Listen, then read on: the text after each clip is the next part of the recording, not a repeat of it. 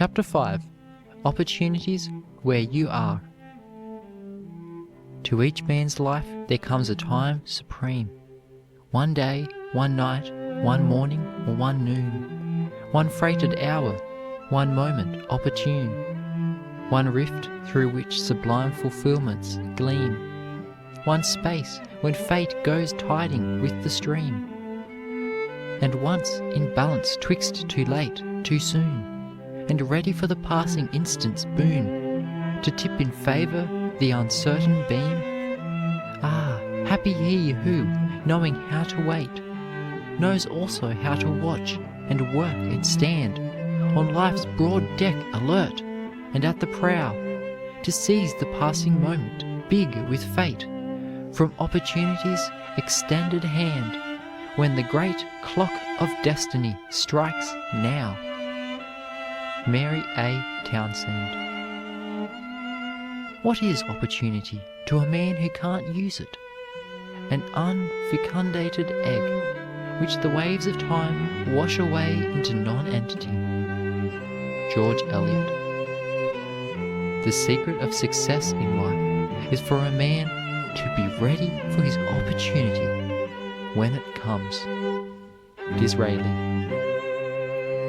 There are no longer any good chances for young men, complained a youthful law student to Daniel Webster. There is always room at the top, replied the great statesman and jurist. No chance, no opportunities, in a land where thousands of poor boys become rich men, where new boys go to Congress, and where those born in the lowest stations attain the highest positions. The world is all gates, all opportunities, to him who will use them. But, like Bunyan's pilgrim in the dungeon of giant Despair's castle, who had the key of deliverance all the time with him, but had forgotten it, we fail to rely wholly upon the ability to advance all that is good for us, which had been given to the weakest as well as the strongest. We depend too much upon outside assistance. We look too high for things close by. A Baltimore lady lost a valuable diamond bracelet at a ball, and supposed that it was stolen from the pocket of her cloak. Years afterward, she washed the steps of the Peabody Institute, pondering how to get money to buy food. She cut up an old, worn-out, ragged cloak to make a hood, when lo! in the lining of the cloak she discovered the diamond bracelet. During all her poverty she was worth $3,500, but did not know it. Many of us who think we are poor are rich in opportunities, if we could only see them, in possibilities all about us, in faculties worth more than diamond bracelets. In our large eastern cities, it has been found that at least 94 out of every 100 found their first fortune at home, or near at hand, and in meeting common everyday wants. It is a sorry day for a young man who cannot see any opportunities where he is, but thinks he can do better somewhere else. Some Brazilian shepherds organized a party to go to California to dig gold, and took along a handful of translucent pebbles to play checkers with on the voyage. After arriving in San Francisco, and after they had thrown most of the pebbles away, they discovered that they were diamonds. They hastened back to Brazil, only to find that the mines from which the pebbles had been gathered had been taken up by other prospectors and sold to the government. The richest gold and silver mine in Nevada was sold by the owner for $42, to get money to pay his passage to other mines, where he thought he could get rich. Professor Agassiz once told the Harvard students of a farmer who owned a farm of hundreds of acres of unprofitable woods and rocks, and concluded to sell out and get into a more profitable business. He decided to go into the coal oil business. He studied coal measures and coal oil deposits, and experimented for a long time. he sold his farm for $200 and engaged in his new business 200 miles away. Only a short time after, the man who bought his farm discovered upon it a great flood of coal oil, which the farmer had previously ignorantly tried to drain off. Hundreds of years ago there lived near the shore of the river Indus a Persian by the name of Ali Hafed. He lived in a cottage on the river bank, from which he could get a grand view of the beautiful country stretching away to the sea. He had a wife and children, an extensive farm, fields of grain, gardens of flowers, orchards of fruit, and miles of forest. He had plenty of money and everything that heart could wish. He was contented and happy. One evening a priest of Buddha visited him, and, sitting before the fire, explained to him how the world was made, and how the first beams of sunlight condensed on the earth's surface into diamonds. The old priest told that a drop of sunlight the size of his thumb was worth more than large mines of copper, silver, or gold, that with one of them he could buy many farms like his, that with a handful he could buy a province, and with a mine of diamonds he could purchase a kingdom. Ali Hafed listened, and was no longer a rich man. He had been touched with discontent, and with that all wealth vanishes. Early the next morning he woke the priest who had been the cause of his unhappiness, and anxiously asked him where he could find a mine of diamonds. "What do you want of diamonds?" asked the astonished priest. "I want to be rich and place my children on thrones." "All you have to do is to go and search until you find them," said the priest. "But where shall I go?" asked the poor farmer. "Go anywhere, north, south, east, or west." "How shall I know when I have found the place?" "When you find a river running over white sands between high mountain ranges. In those white sands you will find diamonds," answered the priest. The discontented man sold the farm for what he could get, left his family with a neighbor, took the money he had at interest, and went to search for the coveted treasure. Over the mountains of Arabia, through Palestine and Egypt, he wandered for years, but found no diamonds. When his money was all gone and starvation stared him in the face, ashamed of his folly and of his rags, poor Ali Hafed threw himself into the tide and was drowned. The man who bought his farm was a contented man, who made the most of his surroundings, and did not believe in going away from home to hunt for diamonds or success. While his camel was drinking in the garden one day, he noticed a flash of light from the white sands of the brook. He picked up a pebble, and pleased with its brilliant hues, took it into the house, put it on the shelf near the fireplace, and forgot all about it. The old priest of Buddha, who had filled Ali Hafed with the fatal discontent, called one day upon the new owner of the farm. He had no sooner entered the room than his eye caught that flash of light from the stone. "Here's a diamond! Here's a diamond!" he shouted in great excitement. "Has Ali Hafed returned?" "No," said the farmer, "nor is that a diamond. That is but a stone." They went into the garden and stirred up the white sand with their fingers, and behold, other diamonds more beautiful than the first gleamed out of it. So the famous diamond beds of Golconda were discovered. Had Ali Hafed been content to remain at home and dug in his own garden, instead of going abroad in search for wealth, he would have been one of the richest men in the world, for the entire farm abounded in the richest of gems. You have your own special place and work. Find it, fill it. Scarcely a boy or girl will read these lines, but has much better opportunity to win success than Garfield, Wilson, Franklin, Lincoln, Harriet Beecher Stowe, Francis Willard, and thousands of others had. But to succeed, you must be prepared to seize and improve the opportunity when it comes. Remember that four things come not back: the spoken word, the sped arrow, the past life, and the neglected opportunity. It is one of the paradoxes of civilization that the more opportunities are utilized, the more new ones are thereby created.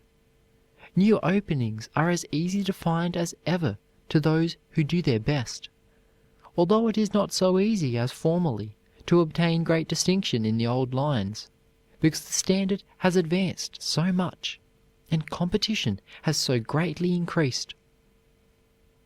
"The world is no longer clay," said Emerson, "but rather iron in the hands of its workers, and men have got to hammer out a place for themselves by steady and rugged blows.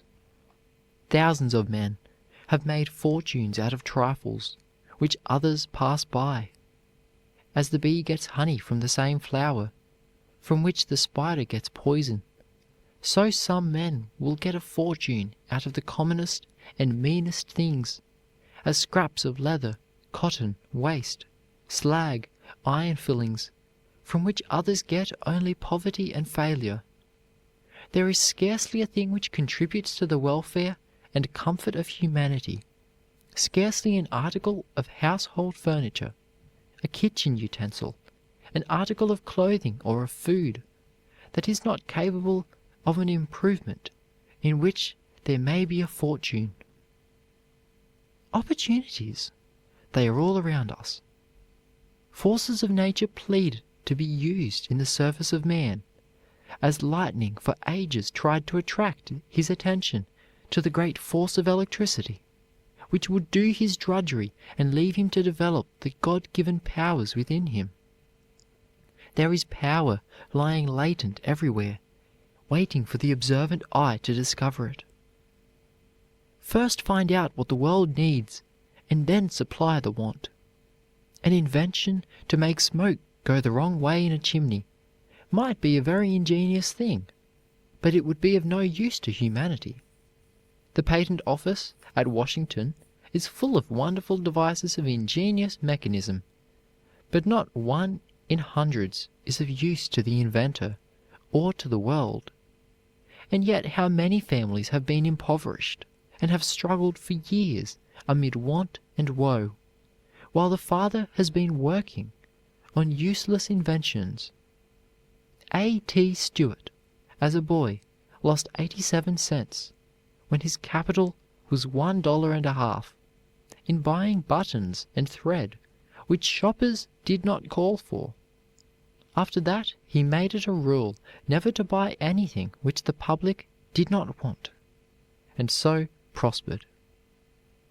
An observing man, the eyelets of whose shoes pulled out, but who could not afford to get another pair, said to himself, "I will make a metallic lacing hook, which can be riveted into the leather." He was then so poor that he had to borrow a sickle to cut grass in front of his hired tenement. He became a very rich man. An observing barber in Newark, New Jersey, thought he could make an improvement on shears for cutting hair, invented clippers, and became rich. A Maine man was called in from the hayfield to wash clothes for his invalid wife. He had never realized what it was to wash before. Finding the method slow and laborious, he invented the washing machine, and made a fortune. A man who was suffering terribly with toothache felt sure there must be some way of filling teeth which would prevent their aching, and he invented the method of gold filling for teeth. The great things of the world have not been done by men of large means. Ericsson began the construction of the screw propellers in a bathroom. The cotton gin was first manufactured in a log cabin. John Harrison, the great inventor of the marine chronometer, began his career in the loft of an old barn. parts of the first steamboat ever run in America was set up in the vestry of a church in Philadelphia by Fitch. McCormick began to make his famous reaper in a grist mill. The first model dry dock was made in an attic. Clark, the founder of Clark University of Worcester, Massachusetts, began his great fortune by making toy wagons in a horse shed. Farquhar made umbrellas in his sitting room, with his daughter's help, until he sold enough to hire a loft. Edison began his experiments in a baggage car on the Grand Trunk Railroad when a newsboy. Michelangelo found a piece of discarded Carrara marble among waste rubbish beside a street in Florence, which some unskilled workmen had cut, hacked, spoiled, and thrown away. No doubt many artists had noticed the fine quality of the marble and regretted that it should have been spoiled. But Michelangelo still saw an angel in the ruin, and with his chisel and mallet he called out from it one of the finest pieces of statuary in Italy, the young David.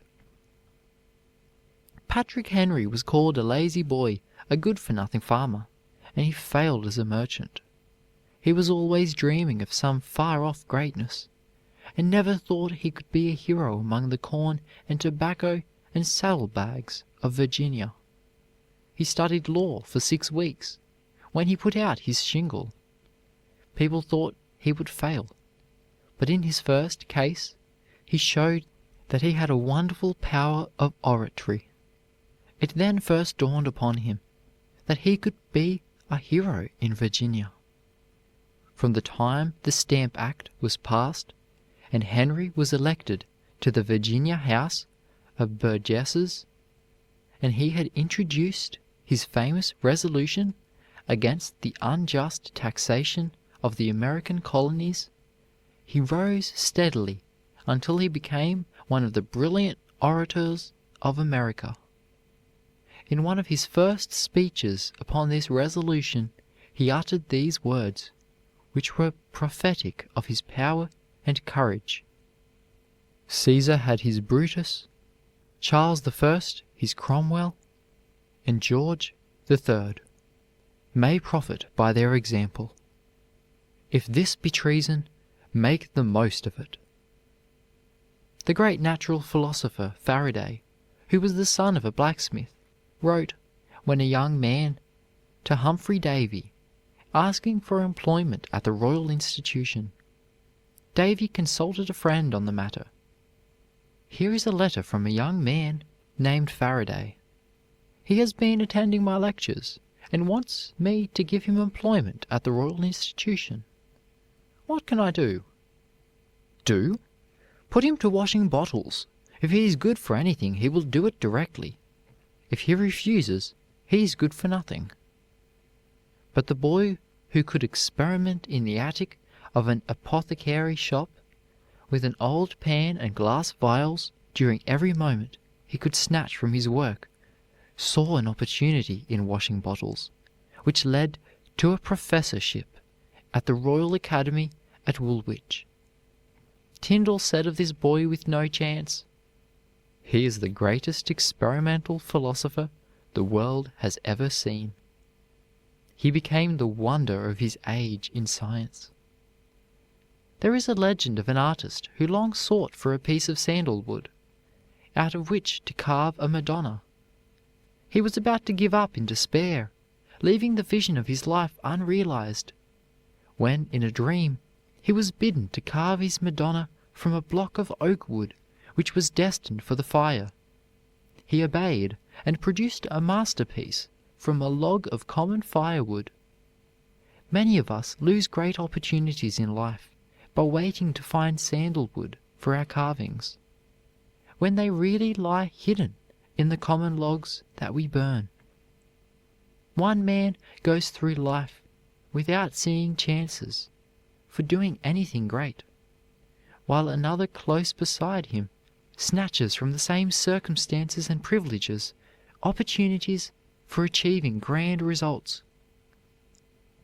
opportunities, they are everywhere. America is another name for opportunities. Our whole history appears like a last effort of divine providence in behalf of the human race. Never before were there such grand openings, such chances, such opportunities. Especially is this true for girls and young women. A new era is dawning for them. Hundreds of occupations and professions which were closed to them only a few years ago are now inviting them to enter.